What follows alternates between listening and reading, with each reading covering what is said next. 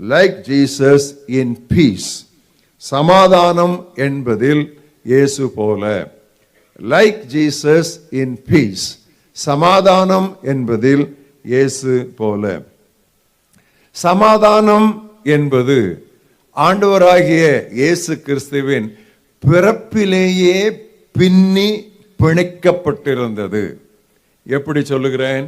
அவரை குறித்த பழைய ஏற்பாட்டில் உள்ள முக்கியமான கிறிஸ்துமஸ் தீர்க்க தரிசனம், நமக்கு ஒரு பாலகன் பிறந்தார், நமக்கு ஒரு குமாரன் கொடுக்கப்பட்டார், கர்த்தத்துவம் அவர் தோளின் மேல் இருக்கும், அவர் நாமம் அதிசயமானவர், ஆலோசனை கர்த்தர், வல்லமை உள்ள தேவன், நித்திய பிதா, உச்சத்தை எட்டுவது சமாதான பிரபு. அது மட்டுமல்ல, அவருடைய பிறப்பை அறிவித்த விண்தூதர் கூட்டம், விண்தூதர் சேனை என்ன சொன்னார்கள்? தேவனுக்கு மகிமையும், உன்னதத்தில் இருக்கிற தேவனுக்கு மகிமையும், பூமியிலே சமாதானமும் மனிதர் மேல் பிரியமும். அவருடைய பிறப்பிலேயே இந்த சமாதானம் என்பது வெளிப்பட துவங்குவது நமக்கு பேரூக்கமாயிருக்கிறது. பழைய ஏற்பாடு போராட்டத்தில் ஈடுபட்ட இரு சகோதரர்களை வைத்து துவங்குகிறது, காயின், ஆபேல். புதிய ஏற்பாடோ ஊழியத்திற்கு இயேசுவால் அழைக்கப்பட்ட இரு ஜோடிகளான சகோதரர்களோடு துவங்குகிறது. திருப்புங்கள் திருமறைக்கு. மத்தேயு 4ஆம் அத்தியாயம் 18ஆம் வசனம் முதல் வாசிக்கிறேன். எவ்வளவு அழகாக அந்த புதிய ஏற்பாட்டு பக்கங்கள் துவங்குகிறது என்று பாருங்கள். இயேசு கலிலேயா கடலோரமாய் நடந்து போகையில் மீன் பிடிக்கிறவர்களாய் இருந்த 2 சகோதரராகிய பேதுரு என்னப்பட்ட சீமோனும் அவன் சகோதரன் அந்திரேயாவும் கடலில் வலை போட்டு கொண்டிருக்கிற போது அவர்களை கண்டு, என் பின்னே வாருங்கள், உங்களை மனிதரை பிடிக்கிறவர்கள் ஆக்குவேன் என்றார். உடனே அவர்கள் வலைகளை விட்டு அவருக்கு பின் சென்றார்கள். அவர் அவ்விடம் விட்டு போகையில் வேறே 2 சகோதரராகிய செபதேயுவின் மகன் யாக்கோபும் அவன் சகோதரன் யோவானும் தங்கள் தகப்பன் செபதேயுவுடனே படவில் இருந்து தங்கள் வலைகளை பழுது பார்த்து கொண்டிருக்கிற பொழுது அவர்களை கண்டு அவர்களையும் அழைத்தார். உடனே அவர்கள் படவையும் தங்கள் தந்தையையும் விட்டு அவருக்கு பின் சென்றார்கள்.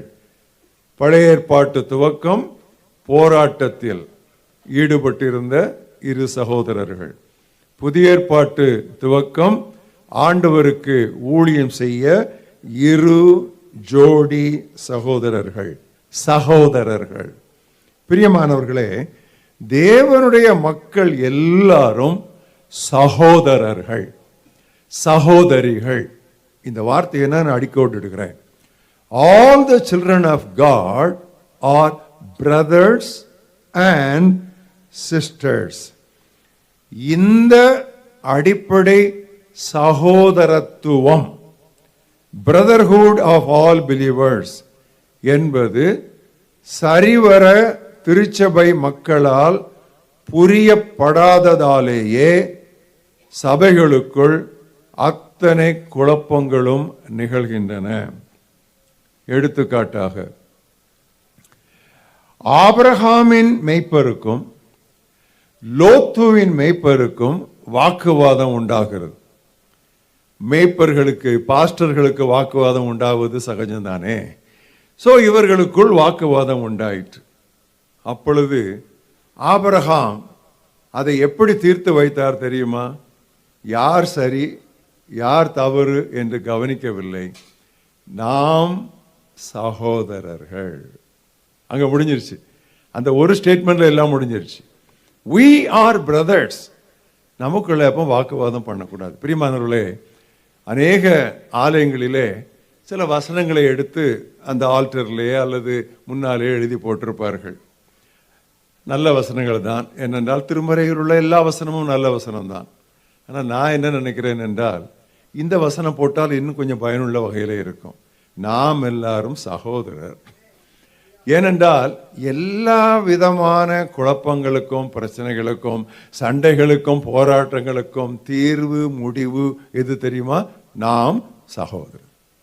ஆகையால் நாம் சண்டை போடக்கூடாது. ஆகையால் நாம் வீணாக வாக்குவாதம் பண்ணக்கூடாது. அங்கே மோசே செல்லுகிறான். ஒரு எபிரேயன், அங்கே ஒரு எகிப்தியன், அவர்கள் சண்டை போடுவதை பார்த்து எகிப்தியனை அங்கே முடித்து விடுகிறான். அடுத்த நாள் போகும் பொழுது எபிரேயரிலேயே 2 பேர் சண்டை போட்டு கொண்டிருக்கிறார்கள். அங்கேயும் ஆபிரகாமின் அதே ஞான வார்த்தைகளை மோசே பயன்படுத்தினார். அவர் என்ன சொன்னார் தெரியுமா? நீங்கள் சகோதரராய் இருக்கிறீர்கள், ஏன் சண்டையிடுகிறீர்கள் என்று தீர்த்து வைத்தார். ஆண்டவரே, எங்கள் திருச்சபைகளிலே ஆபிரகாமையும் மோசேயும் போன்ற தலைவர்களை எழுப்புவீராக. ஆமென். அதுதான் நம்முடைய திருச்சபைகளுக்கு தீர்வு காணுவதற்கு, சண்டைகளுக்கு தீர்வு காணுவதற்கு ஒரே வழி என்று நான் சொல்லுவேன். இங்குதான் மூத்த குமாரன், தி எல்டர் பிரதர், அவன் தவறினான். பிதாவின் தந்தையின் அன்பு, ஆனால் இந்த மூத்த குமாரனுடைய மனப்பான்மை ஒன்றுக்கொன்று இரு துருவங்கள் போல் வேறுபட்டிருந்தன. ஆண்டவராய் இயேசு கிறிஸ்து லூக்கா 15ஆம் அத்தியாயத்திலே 3 உவமைகளை கூறினார். ஒன்று காணாமல் போன ஆடு, அடுத்தது காணாமல் போன காசு, அடுத்தது காணாமல் போன மகன். இந்த 3ஐயும் நீங்கள் கவனித்தால், காணாமல் போன ஆட்டை குறித்து 3 வசனங்கள், காணாமல் போன காசை குறித்து 2 வசனங்கள், காணாமல் போன மகனை குறித்தோ 21 வசனங்கள். ஏனென்றால் அங்கே ஒரு முக்கியமான சத்தியத்தை அவர் வலியுறுத்த விரும்புகிறார். இளைய குமாரன் மனம் திரும்பி தந்தையினிடத்திலே வருகிறான்.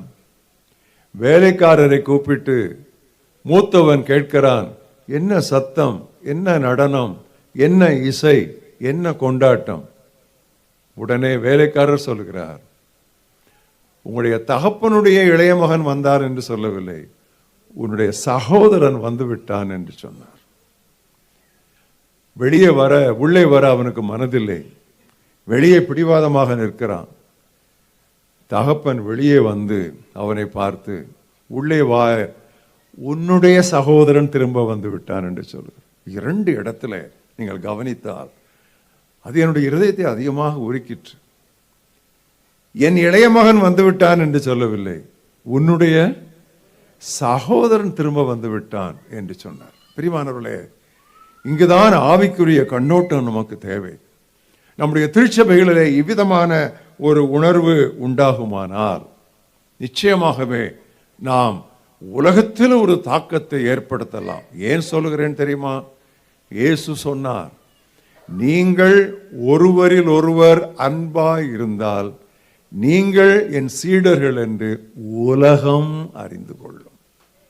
The only way to bring about an global impact is by exhibiting and manifesting and exercising brotherly love with one another. மலைப்பிரசங்கம் 5, 6, 7 மத்தேயு அத்தியாயங்களிலே உண்டு. அதை நீங்கள் வாசித்து பார்த்து நேரம் கிடைக்கும் பொழுது ஒவ்வொரு தலைப்பை குறித்தும் எத்தனை வசனங்கள் என்று எண்ணி பாருங்கள். ஆச்சரியமான ஒரு முடிவுக்கு வருவீர்கள். வேறு எந்த தலைப்பையும் விட சக உறவுகளை குறித்து தான் இயேசு மலைப்பிரசங்கத்தில் அதிகம் பேசியிருக்கிறார். More than any other topic, the Lord Jesus Christ has dwelt at large on the subject of interpersonal relationships. எவ்வளவு முக்கியம் என்று பாருங்கள். எடுத்துக்காட்டாக ஒரு சில வசனங்கள். மத்தேயு 5ஆம் அத்தியாயம் 13ஆம் வசனத்திலே அவர் சொல்லுகிறார், நீங்கள் பூமிக்கு உப்பாயிருக்கிறீர்கள். உப்பானது உவர்ப்பு அற்றுப்போனால் எதினால் அது உவர்ப்பாக்கப்படும் அல்லது சாரமேற்றப்படும் என்று கேட்கிறார். இந்த உப்பு என்றால் என்ன? அதை புரிந்து கொள்ள மார்க்கு 9ஆம் அத்தியாயத்திற்கு வாருங்கள். எப்பொழுதுமே வசனத்தை வசனத்தோடு ஒப்பிட்டு படிக்க வேண்டும்.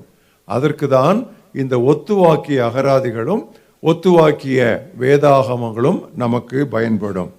வேதத்தின் ஒரு வசனம் இன்னொரு வசனத்தின் மீது வெளிச்சம் வீசும். வேதத்தின் ஒரு வசனம் இன்னொரு வசனத்தை விளக்கும்.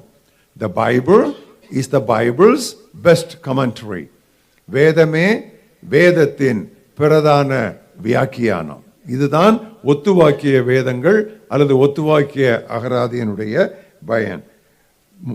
மார்க்கு 9ஆம் அத்தியாயம் 49, 50 வசனங்கள்.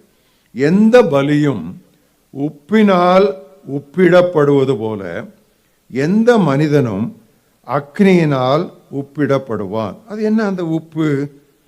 உப்பு நல்லதுதான்.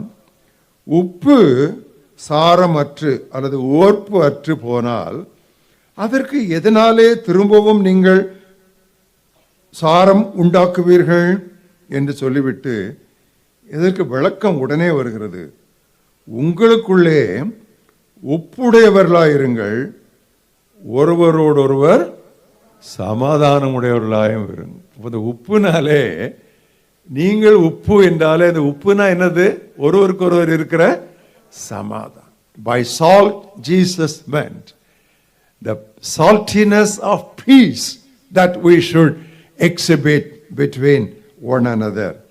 அதே விளக்கத்தை பவுல் கொலோசியர் 4ஆம் அத்தியாயம் 3ஆம் வசனத்திலே கொடுப்பதை கவனியுங்கள்.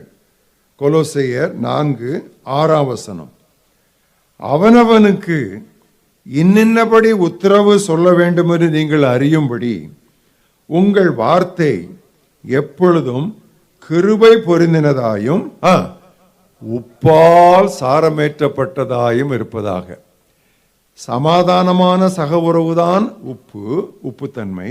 அதிலும் குறிப்பாக நம்முடைய வார்த்தைகள் உப்பினால் சாரமேற்றப்பட்டதாக இருப்பதாக, சமாதானமான வார்த்தைகளாக இருப்பதாக.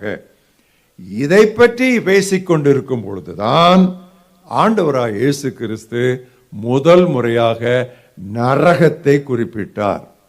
சகோதரனை பார்த்து மூடனே, சகோதரனை பார்த்து வீணனே என்று சொல்லுகிறவன் நரகம் என்று வெறுமையாக சொல்லாமல் எரி நரகம் என்று சொன்னார்.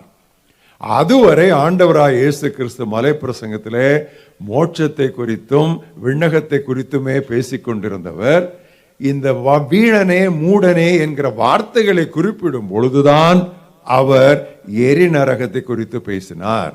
அதை பேசி அடுத்த வசனத்திலே ஆகையால் நீ பலிபீடத்தில் வந்து உன் காணிக்கையை செலுத்த வரும் பொழுது உன் பேரில் உன் சகோதரனுக்கு குறைவு உண்டு. உனக்கு உன் சகோதரன் பேரில் குறைவு என்றல்ல, உன் பேரில் உன் சகோதரனுக்கு வருத்தம் உண்டு என்று நீ நினைவு கூர்ந்தால் உன்னுடைய காணிக்கையை செலுத்தாதே, அங்கேயே வைத்துவிட்டு முன்பு போய் முதலில் போய் அவனுடன் ஒப்புரவாகி பின்பு வந்து உன் காணிக்கையை செலுத்து.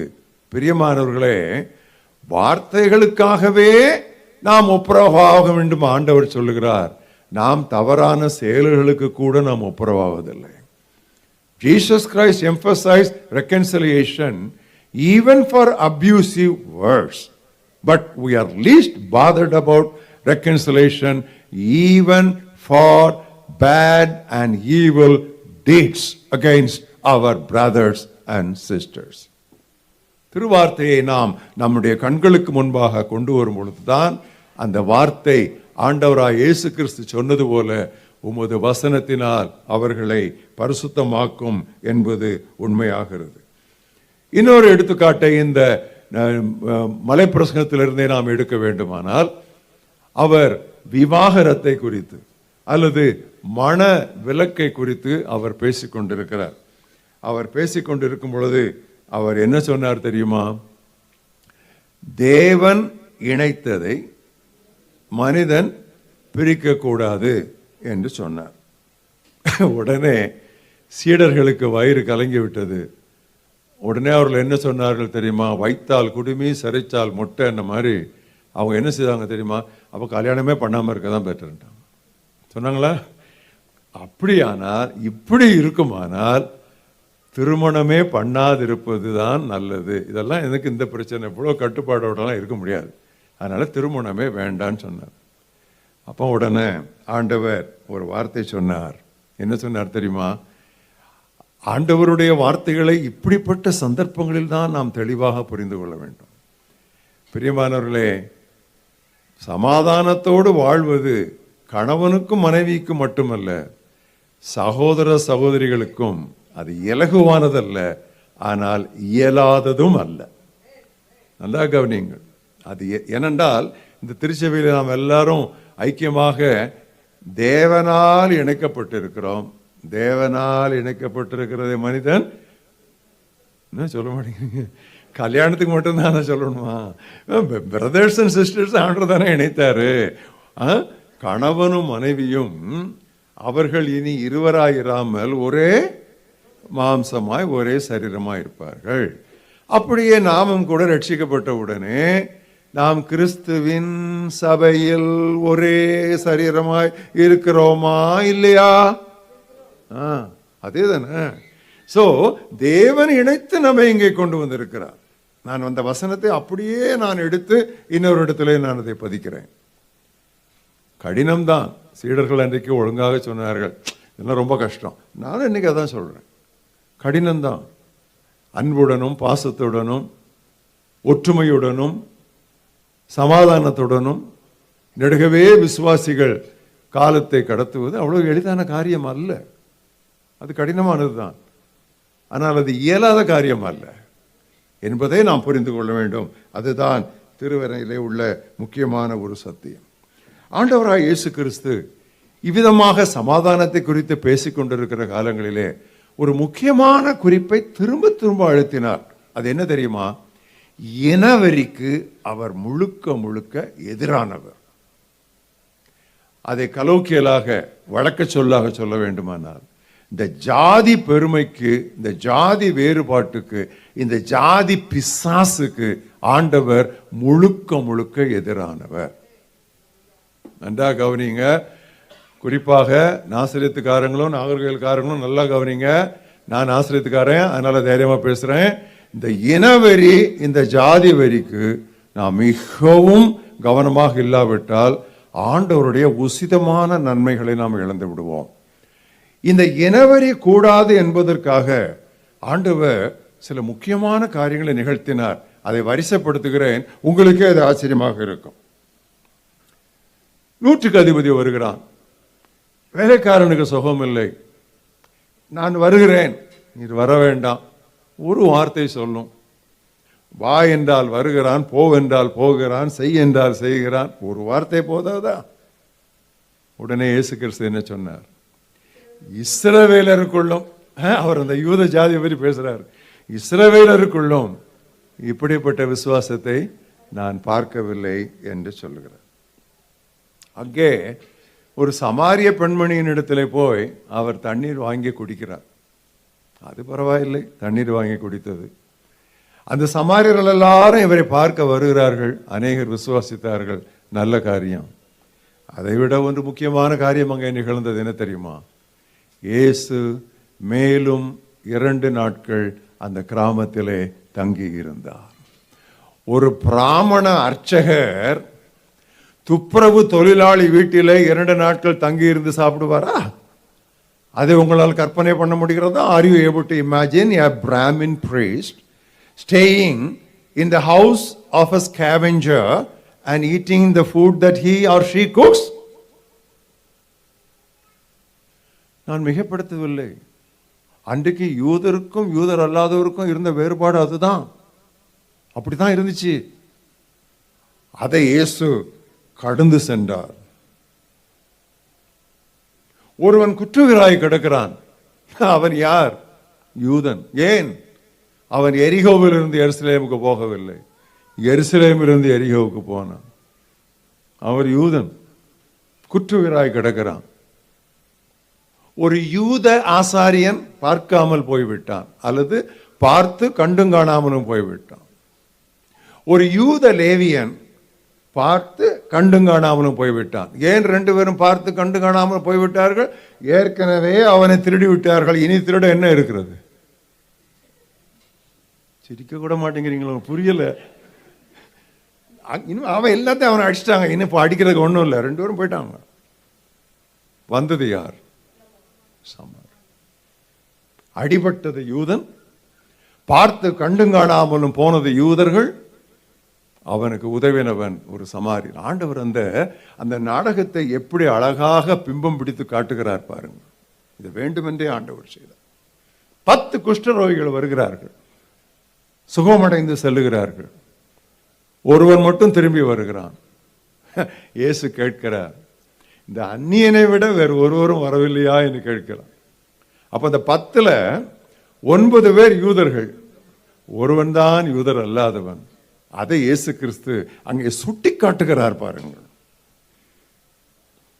மட்டுமல்ல, இயேசு சொல்லுகிறார், இஸ்ரவேலிலே எத்தனையோ விதவைகள் இருந்தார்கள், ஆனால் எலியா சீதோனில் இருந்த ஒரு விதவையின் இடத்தில் தான் அனுப்பப்பட்டார். இது சொல்லணுமா? இது இப்படி கோடு போட்டு காட்டணுமா? இஸ்ரவேலிலே எத்தனையோ விதவைகள் இருந்தார்கள், ஆனால் எலிசா சீரியாவில் உள்ள ஒரு விதவையின் இடத்திலே அனுப்பப்பட்டார்.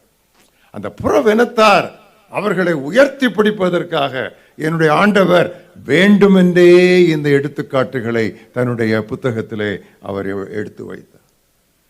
கோரோசின், பெத்சாய்தா இவைகளெல்லாம் யூத நகர்கள், யூத பட்டணங்கள். அவர் சொல்லுகிறார், உங்களுக்கு ஐயோ, உங்களிலே நடத்தப்பட்ட செயல்களும் அற்புதங்களும் புறவினத்தாரின் நகர்களாகிய தீருவிலும் சீதோனிலும் நடந்திருந்தால் அன்றைக்கே ரெட்டுடுத்தி அவர்கள் சாம்பலில் உட்கார்ந்திருப்பார். மீதியெல்லாம் நீங்க படிச்சு பாருங்க. இதான் ஜீசஸ். அவர் ஒரு புரட்சிகரமான ஆள். அந்த நாட்களில் இருந்த அந்த இனவெறிக்கு அவர் எதிராக குரல் கொடுத்தார். பிரியமானவர்களே, பிரசங்க பீடத்தில் இருந்து கொண்டு நம்முடைய தேவனிடத்தில் பாரபட்சம் இல்லை, நம்முடைய தேவனிடத்தில் பட்சபாதம் இல்லை என்று முழங்குவது எளிது.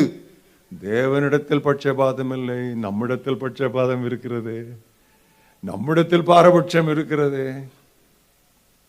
நம்முடைய பேச்சுக்கும் நடத்தைக்கும் எவ்வளவு முரண்பாடு என்பதை பாருங்கள். பிரியமானவர்களே, நம்ம அநேகர் மிஷனரி பணிகளை தாங்குகிறோம். மிஷனரி பணி என்றால் என்ன? மாற்று கலாச்சார நற்செய்தி பணி, கிராஸ் கல்ச்சரல் இவாஞ்சலிசம். மாற்று கலாச்சார நற்செய்தி பணியை அவ்வளவு ஆர்வத்தோடும் ஜெபத்தோடும் தாங்குகிற நாம் இங்கே கொஞ்சம் கலாச்சாரம் வித்தியாசம் இருந்தாலும் நம் தாண்ட மாட்டோமே.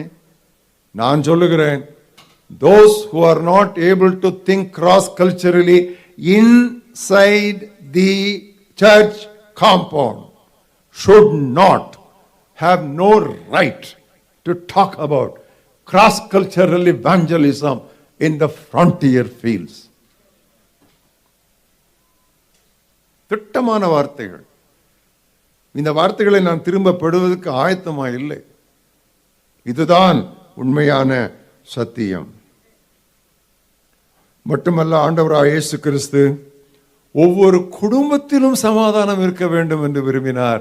எனவே சீடர்களை அனுப்பும்போது சொல்லி அனுப்புகிறார், ஒரு வீட்டிற்குள் நுழையும் பொழுது அந்த வீட்டிற்கு சமாதானம் உண்டாகுக என்று சொல்லுங்கள். அதோடு நிறுத்தாமல், சமாதானத்திற்கு தகுதியானவன் அங்கே இருந்தால் அந்த சமாதானம் அங்கே தங்கும். சமாதானத்திற்கு தகுதியானவன் அங்கே இல்லை என்றால் அந்த சமாதானம் உங்களிடத்திற்கு திரும்பும். அப்படியானால் நல்ல குடும்பமோ கெட்ட குடும்பமோ, அது குடும்பமாக இருந்தால் அதற்கு சமாதானம் என்று சொல்ல வேண்டியது நம்முடைய பொறுப்பு. என்னே விரிந்த மனது, என்னே விசாலமான இருதயம், ஆண்டவரே இப்படி நீர் எங்களை மாற்ற மாட்டீரா என்பது நம்முடைய இதய கதறலா இருக்கும். நான் ஒன்று சொல்லட்டுமா? நீங்கள் சமாதானம் கூறாவிட்டாலும் இருக்கிற சமாதானத்தை கூறு போடாதிருங்கள். நீங்கள் சமாதானம் பண்ணாவிட்டாலும் சச்சரவு பண்ணாமல் இருங்கள். Even though you may not declare peace, please don't disrupt peace.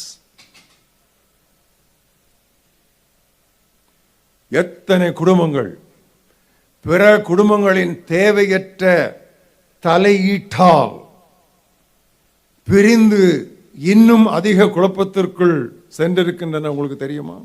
Do you know how many families have got into greater difficulties just because of unnecessary and unkind interference of other families? ஒரு நாளும் ஒரு குடும்பத்தையும் பற்றி துர்ச்செய்திகளை பரப்பாதிருங்கள். சமாதானத்தை உண்டாக்குங்கள், சமாதானத்தை உடைக்காதீர்கள். Make peace, don't break peace. திருவசனம் சொல்லுகிறது, ஆண்டவராய் இயேசு கிறிஸ்து திருவாய் மலர்ந்த வார்த்தைகள், சமாதானம் பண்ணுகிறவர்கள் பாக்கியவான்கள், அவர்கள் தேவனுடைய புத்திரர் எனப்படுவார்கள். தேவனுடைய பிள்ளைகள் அல்ல. பிள்ளைகள்னா சில்ட்ரன், சின்ன பிள்ளைங்க. ஆனால் தேவனுடைய புத்திரர், சன்ஸ், வளர்ந்தவர்கள். அதான் மெச்சூரிட்டி. கிறிஸ்தவ முதிர்ச்சி என்றாலே சமாதானம் பண்ணுவது. நான் ஒரு வார்த்தையை சொன்னேன், அன்றைக்கும் அதே வார்த்தையை சொன்னேன். குடும்பங்களுக்குள் பிரச்சனைகளை உண்டாக்காதிருங்கள். ஒரு குடும்பம் பாடுபடும் பொழுது கை தொட்டி சிரிக்காதிருங்கள். அந்த குடும்பத்தின் வாசலை தட்டிய புயல் நாளைக்கு உங்கள் வாசலை தட்டலாம், யாருக்கு தெரியும்? அப்போ ஒரு கேள்வி வருது, சமாதானத்தை அல்ல பட்டயத்தையே வாளையே அனுப்ப வந்தேன் என்று இயேசு சொன்னாரே, அதனுடைய பொருள் என்ன? அந்த அத்தியாயம், மத்தேயு 10ஆம் அத்தியாயத்தை நீங்கள் வாசித்து பார்த்தால் எந்த சூழ்நிலையில் இயேசு அதை சொல்கிறார் தெரியுமா? அவருக்காக தைரியமாக சாட்சி பகிர்ந்து, அவருக்காக தேவையானால் எல்லாவற்றையும் விட்டுவிட்டு அவரை பின்பற்ற முயலும் பொழுது, தாயோ தகப்பனோ மகனோ மகளோ மருமகனோ மருமகளோ மாமனாரோ மாமியாரோ யாராவது உனக்கு தடையாக வந்தால் அந்த கயிற்றை நான் வெட்டி விடுவேன் என்றுதான் ஆண்டவர் சொல்கிறார். அந்த வசனத்தை எடுத்து பார்த்தால் அங்குதான் அவர் அந்த வார்த்தைகளை பயன்படுத்துகிறார். ஒரு சின்ன சாட்சி. 1971 முதல் 75 வரை வேலூர் சிஎம்சி மருத்துவமனையிலே நான் ஒரு கட்டிட பொறியியலராக பணியாற்றி கொண்டிருந்தேன். 1962ஆம் ஆண்டு நான் ரட்சிக்கப்பட்ட நாளில் இருந்தே என்றாவது ஒரு நாள் முழுமையாக நான் தேவனுடைய பணியிலே இறங்க வேண்டும் என்கிற வாஞ்சை எனக்குள்ளே பெருகிக்கொண்டே இருந்தது. 5 ஆண்டுகள் வேலை செய்தேன். ஏனென்றால் படித்த 5 ஆண்டுகளிலே நான் எடுத்த அரசு கடனை நான் திரும்ப செலுத்த வேண்டியது இருந்ததால் 5 ஆண்டுகள் நான் வேலை செய்து அந்த கடனை செலுத்தி முடித்ததும் 75ஆவது ஆண்டு வேலையை ரிசைன் பண்ண நான் விரும்பினேன். அப்பொழுது என்னம்மா என் அம்மா இடத்துல சொன்னேன். அம்மா கண்ணீர் விட்டார்கள். என்ன அம்மா அழுகிறீர்கள் என்று கேட்டேன். என்னுடைய நெடுநாள் வாஞ்சை நிறைவேறுகிறது, இது ஆனந்த கண்ணீர் என்று சொன்னார்கள். என் மனைவியிடத்தில் மாமனார் மாமியார் இடத்துல ஒரு வார்த்தை சொல்ல வேண்டும் அல்லவா என்று கேட்டேன். அப்பொழுது அவள் சொன்னால், நீங்கள் ரிசைன் பண்ணட்டுமா என்று கேட்க போகாதீர்கள், ரிசைன் பண்ணிவிட்டு அதை இன்ஃபார்ம் பண்ணுங்கள் என்று சொன்னார். அதுதான் பிராக்டிக்கல் விஸ்டம். ரிசைன் பண்ணி அந்த ரெசிக்னேஷன் அக்செப்ட் பண்ண பிறகு நானும் என் மனைவியும் தஞ்சாவூருக்கு ரயிலிலே பயணமானோம். அங்கே போய் அங்கிள் ஆண்டி ஒரு முக்கியமான காரியம் சொல்ல வந்திருக்கிறோம். என்ன அப்படின்னு. இல்லை அங்கிள், நான் அந்த மாதிரி ரிசைன் பண்ணிடலான்னு சொல்லி நினச்சேன். பண்ணிட்டீங்களா? பண்ணிட்டேன் அப்படின்னு. அப்போ உடனே எங்கள் மாமனார் சொன்னது, ஒரு என்ஜினியர் கணவனுக்கு தான் என்னுடைய டாக்டர் மகளை நான் கொடுக்கணும்னு சொல்லி கொடுத்தேன்.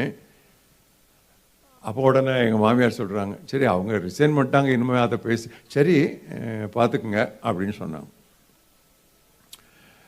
எங்கள் மாமியாருக்கு சும்மா இருக்க முடியல. அவங்க என்ன பண்ணாங்க, அப்புறம் தினகரனுக்கு ஒரு லெட்டர் எழுதினாங்க.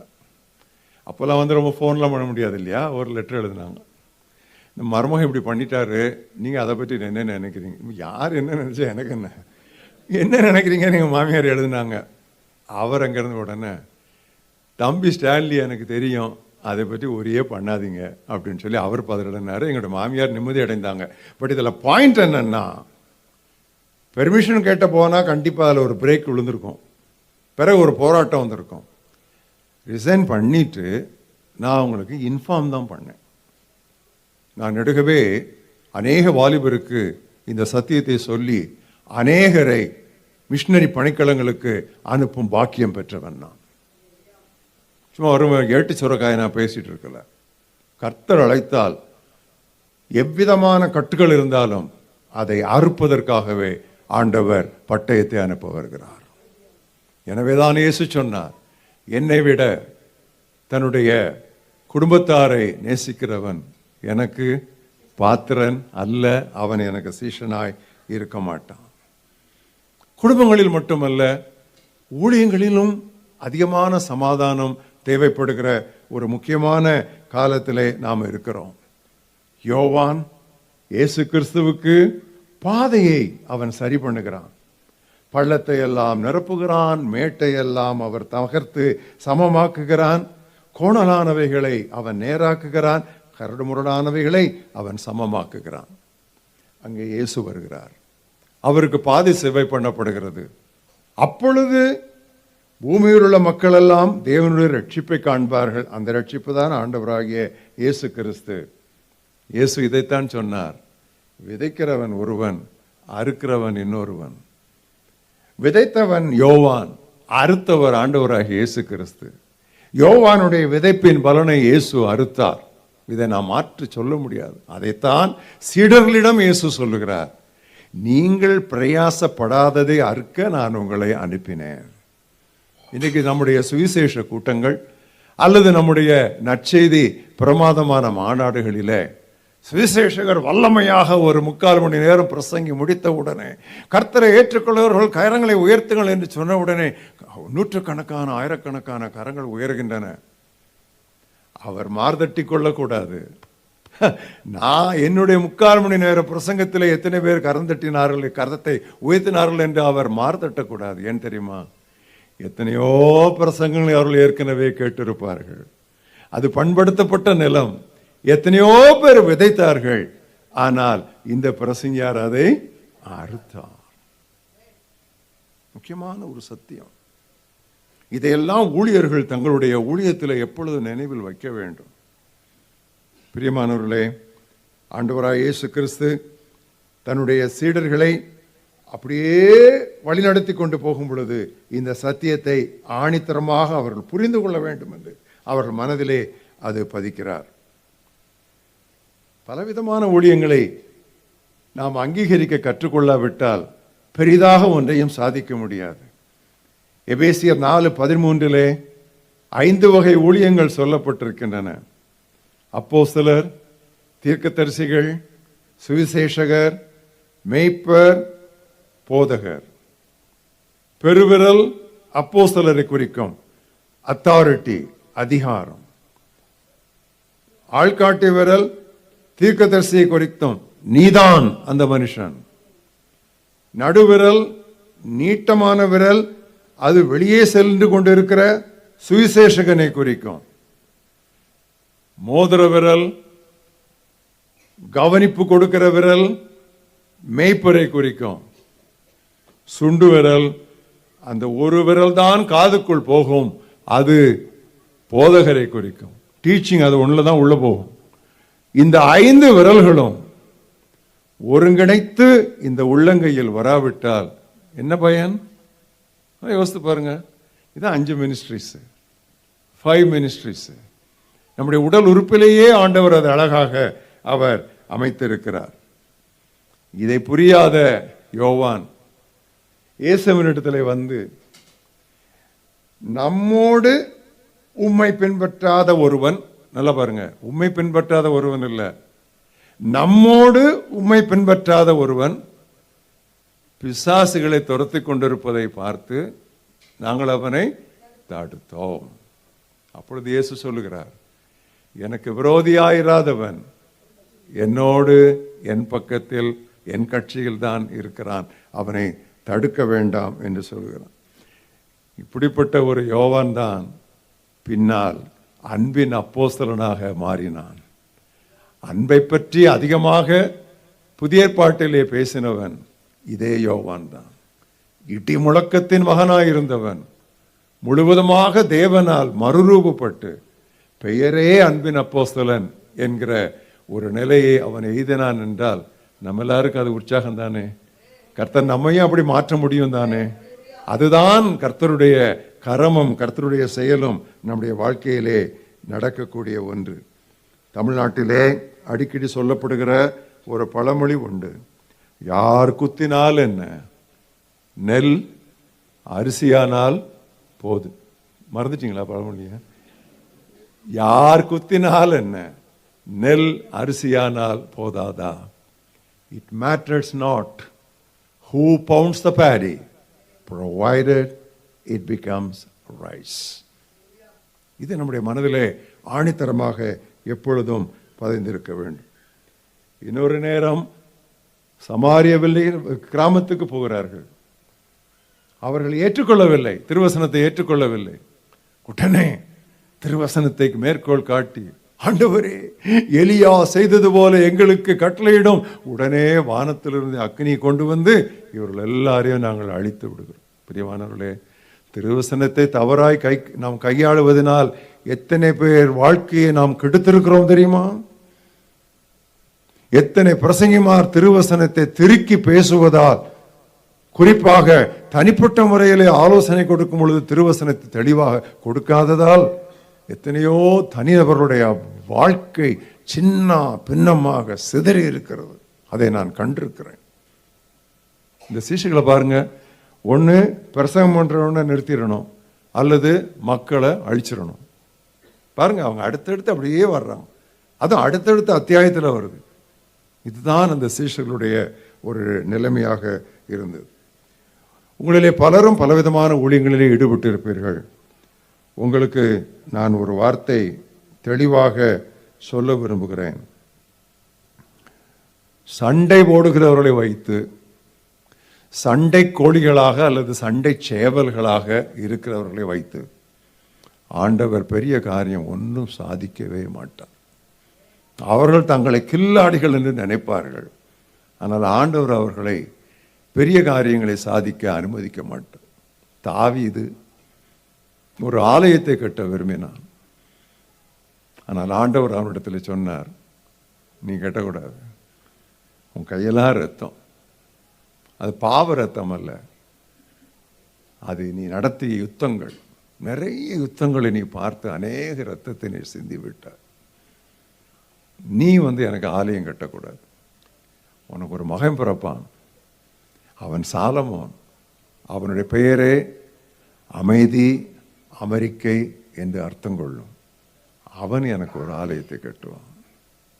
நீங்களும் நானும் இருந்திருந்தால், சாலமோன் அவன் என்ன வாழ்க்கை, ஆனால் தாவீது அவன் எப்படிப்பட்டவன், தாவீதல்லவோ கட்டியிருக்க வேண்டும் என்று நாம் நினைத்திருப்போம். ஆனால் ஆண்டவர் அமெரிக்கையும் அமைதியும் சமாதானமும் உள்ளவர்கள்தான் ஆண்டவருக்காக பெரிய காரியங்களை செய்ய முடியும். ஒரு முக்கியமான சத்தியம், முக்கியமான சத்தியம். ஊழியத்தில் இருக்கிறவர்கள் அதை இதையும் ஆர்கியூ பண்ணி சண்டை போட்டு மண்டை உடைத்து ஏதாவது பெரிய காரியத்தை செய்யணும்னு நினைக்காதுங்க. அமெரிக்கானவர்களே தேவனுக்கு முன்பாக பலமானவர்கள். எப்பொழுது பார்த்தாலும் சண்டை போட்டுக்கொண்டே இராதீர்கள். என்னுடைய ஆண்டவர் பிலாத்துவுக்கு முன்னாலே நிற்கிறார்.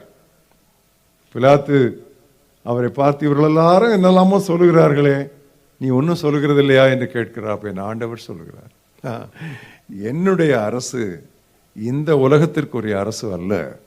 என்னுடைய அரசு இந்த உலகத்திற்குரிய அரசாக இருந்திருந்தால் என்னுடைய ஊழியக்காரர் போராடி இருப்பார்கள். ஆனால் அவர் போராட மாட்டார். அவர் போராட்டக்காரர் அல்ல, அவர் போராட மாட்டார். இதான் இந்த ராஜ்யத்தினுடைய ரகசியம். இதுதான் இறையரசினுடைய தாற்பயம். இதுதான் ஆண்டவருக்கு முன்பாக பலம் என்பதற்குரிய ரகசியம். இயேசு கிறிஸ்துவை பற்றி தெளிவான ஒரு வார்த்தை சொல்லி இருக்கிறது. அவர் வாக்குவாதம் பண்ண மாட்டார், அவர் கூக்குரலிட மாட்டார், தெருவிலே சத்தத்தை உயர்த்த மாட்டார். ஆனால் நியாயத்திற்கு ஜெயம் கிடைக்க செய்வார். வசனங்களை அப்படி அடுத்தடுத்து பார்க்கும் பொழுது வசனத்திற்குள்ளே முரண்பாடு என்பது இருக்கவே இருக்காது. ஆனால் அது சரியாக நாம் பொறுத்த ஆவியானவர் நமக்கு உதவி செய்ய வேண்டும். ஆண்டவராகிய இயேசு கிறிஸ்து ஒரு ஆட்டுக்குட்டியாக யோர்தான் நதிக்கரையிலே வருகிறார். அவர் மேல் இறங்கி வந்த பரிசுத்த ஆவியானவர் புறாவை போல் வருகிறார். ஆட்டுக்குட்டி மேல்தான் புறா வரும். ஏனென்றால் மிருகங்களிலெல்லாம் மிருதுவானது ஆட்டுக்குட்டி, பறவைகளிலெல்லாம் மிருதுவானது புறா. புலியை போலவும் சிங்கத்தை போலவும் இருந்தால் புறா வந்து உட்காராது. ஆட்டுக்குட்டி, அந்த காம்பினேஷனை பாருங்க, டவ் ஆன் a lamb. நீ எப்படி இருக்கிறோம்? நம்ம இந்த சாந்தமுள்ள ஆட்டுக்குட்டியை போல் இருந்தால் ஆவியானுடைய செயல்பாடு உங்கள் வாழ்க்கையிலே அதிகமாக காணப்படும். சமாதானம் என்று சொன்ன உடனே போராட்டமே இருக்காது என்று நாம் சொல்ல முடியாது. போராட்டம் இருக்கும். பவுல் அழகாக ரோமருக்கு எழுதினார், சமாதானத்தின் தேவன் சீக்கிரமாக சாத்தானை உங்கள் கால்களின் கீழ் நசுக்கி போடுவார். எந்த தேவன்? சமாதானத்தின் தேவன். நடப்பது என்ன? போர். புரியுதா அந்த காம்பினேஷன்? சமாதானத்தின் தேவன் சாத்தானை சீக்கிரமாக உங்கள் காலின் கீழே நசுக்கி போடுவார், கிரஷிங். அப்போ போராட்டம் இருக்கும், பட் ஆனால் அது சமாதானம், அது ஓங்கி நிற்கும். இயேசுவின் வாழ்க்கையிலே போராட்டம் இல்லாத வேளையே கிடையாது. பெரிய புயல் அலைமோதி கொண்டிருக்கிறது, ஆனால் அவர் அடித்தட்டிலே தலையணை வைத்து படுத்துக் கொண்டிருந்தார் என்று இருக்கிறது. சாதாரண படுக்கல, தலையணை வைத்து அவர் படுத்துக் கொண்டிருந்தார், நிம்மதியாக இருந்தார். பாட்டு சொல்லும், திரையுலக பாட்டு, புயலுக்கு பின்னே அமைதி என்று சொல்லும். ஆனால் என்னுடைய ஆண்டவர் புயல் அடிக்கும் போதே அமைதி. Calm when there is storm, not calm after the storm. இதுதான் கிறிஸ்டியானிட்டி, இதுதான் கிறிஸ்து தருகிற சமாதானம். பிசாசானவன் யூதாசுக்குள் நுழைந்து விட்டான். அவன் போய் தன்னுடைய பணத்தை வாங்க சென்று விட்டான். அதை அறிந்த இயேசு உடனே தன்னுடைய மேலாடையை கழற்றி ஒரு துண்டை எடுத்துக்கொண்டு சீடருடைய பாலத்தை கழுவினார். ஏன்? பிதாவானவர் எல்லாவற்றையும் தன்னுடைய கையிலே ஒப்படைத்திருக்கிறார் என்பதை அவர் அந்த நேரத்திலே உணர்கிறார். காட்டி கொடுக்கிறவன் காட்டி கொடுக்கட்டும், ஆனால் பிதாவானவர் என்னிடத்தில் எல்லாவற்றையும் ஒப்பு கொடுத்தார். நான் அவரிடத்திலிருந்து வந்தேன், அவரிடத்திற்கு போகிறேன். அமைதி. கூலா இருந்தார் ஜீசஸ், கூலா இருந்தார். ஏன்னா அவருக்குள் விதமான ஒரு நிச்சயம் இருந்தது. அவரை பிடிக்க வந்தவர்களை பார்த்து பேதுரு அப்படியே பரவசம் கொள்ளுகிறார், துடிக்கிறார். ஏனென்றால் பட்டயத்தை எடுத்துக்கொண்டு வாருங்கள் என்று சொன்னது இயேசுதானே. பட்டயத்தை உரையில் வைத்து வெளியே எடுக்காவிட்டால் என்ன பயன் என்று சொல்லி பேதுருவின் குருவி மூளை யோசித்தது. அப்பொழுது ஒரு கேள்வி கேட்கிறார் பேதுரு, ஆண்டவரே பட்டயத்தால் வெட்டட்டுமா என்று கேட்கிறார். ஆண்டவர் பதில் சொல்லும் முன்னால் அவர் வெட்டி விட்டார். அப்புறம் அங்க கூட இயேசு, இதெல்லாம் எதுக்குப்பா, இதெல்லாம் விடு, ரிலாக்ஸ். அமைதி, அடக்கம், அமெரிக்கை. என்ன ஒன்றும் பேச மாட்டேங்கிற? உன்னை விடுவிக்க எனக்கு அதிகாரம் உண்டு, சிலுவையில் அறையும் அதிகாரம் உண்டு. என்ன சும்மா அப்படி நிற்கிற? என்ன நினைச்சிட்டு இருக்க? சார், பாரத்திலிருந்து உமக்கு கொடுக்கப்பட்டால் ஒழிய ஒன்றும் உமக்கு கிடையாது. நீர் உட்கார்ந்திருப்பது தற்காலிக நாற்காலி, என் தந்தை அமர்ந்திருப்பது நித்திய அரியணை. You are a chairman. சேர் தான் உமக்கு. But for me, I have my father on the throne. சேர் முக்கியமா, த்ரோன் முக்கியமா? அதான் சொன்னார் அவர். எல்லாம் ஒன்றும் பரவாயில்ல அப்படின்னு சொல்லிட்டு he was perfectly relaxed. பதட்டமின்றி இருந்தார். எனவேதான் அவர் சொல்கிறார், என்னுடைய சமாதானத்தை, சமாதானத்தை இல்லை, யாருடைய சமாதானம்? என்னுடைய சமாதானத்தை உங்களுக்கு கொடுக்கிறேன் என்று இல்லை, சரியான மொழியாக்கம், உங்களுக்கு விட்டு செல்கிறேன். நான் இந்த உலகத்தில் சமாதானம் அனுபவிச்சிருந்தேன்ல, எல்லா சூழ்நிலையும் எவ்வளோ கூலாக இருந்தேன்ல, அந்த சமாதானத்தை ஐ லீவ், ஆங்கிலத்தில் அழகாக இருக்கிறது, அந்த தப்பா நீ வச்சிக்கன்னு சொல்லி அந்த சமாதானத்தை நான் விட்டு போகிறேன், விட்டு செல்கிறேன் என்று சொன்னேன். உலகம் தருகிற சமாதானம் அல்ல. உலக சமாதானம் என்ன? நல்லது நடப்பதால் சமாதானம். இயேசு தருகிற சமாதானம் கெட்டது நடந்தாலும் சமாதானம். What the world gives is because of peace, but what Jesus promises is in spite of peace. புரிகிறதா உங்களுக்கு? இதுதான் இயேசு கொடுக்கிற சமாதானம். கடலாழத்திலே மேலே அலை மோதிக்கொண்டிருந்தாலும் கடலாழத்திலே ஒரு அமைதி இருக்கும். The depth of the sea. அதுதான் இயேசு நமக்கு அருளி செய்கிற சமாதானம். தன்னுடைய வாழ்க்கை முழுவதிலும் நம்முடைய ஆண்டவர் சமாதானம் பண்ணுகிறவராகவே இருந்தார். எப்பொழுது பார்த்தாலும் மக்களை பார்த்து சொல்லுவார், உங்களுக்கு சமாதானம், உங்கள் இருதயம் கலங்காதிருப்பதாக. இது கிறிஸ்துமஸ் காலம். வேதநாய சாஸ்திரியார் இந்த காலத்திலே பாடுவதற்கு நமக்கு அழகான ஒரு பாடலை கொடுத்தார். அது எப்பொழுதும் பாட வேண்டிய பாடல். சமாதானம் ஓதும் இயேசு கிறிஸ்து இவர்தான், இவர்தான், இவர்தான், இவர்தான் நமதாரி பிதாவின் திருப்பாலர் இவர், அனுகூலர் இவர், மனுவேலர் இவர், சமாதானம் போதும் இயேசு கிறிஸ்து இவர்தான், இவர்தான், இவர்தான், இவர்தான். எங்கும் இயேசு சென்ற விடமெல்லாம் சமாதானத்தை அவர் உண்டாக்கினார். ரெண்டு பொலிட்டிக்கல் அரசியல் விரோதிகள், ஒன்று பிலாத்து, அடுத்தது ஏரோது.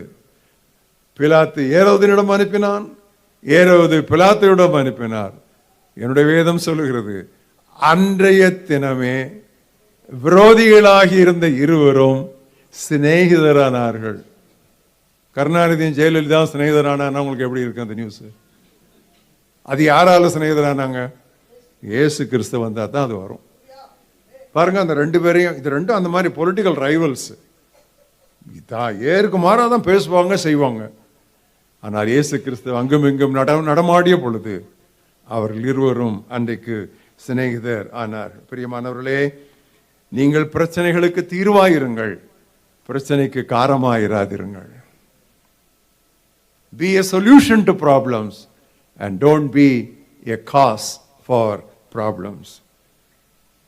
சமாதானம் பண்ணுவது அவ்வளவு எளிதான ஒரு காரியம் அல்ல. ஏன் தெரியுமா? உலகம் சமாதானத்தை விரும்பாது.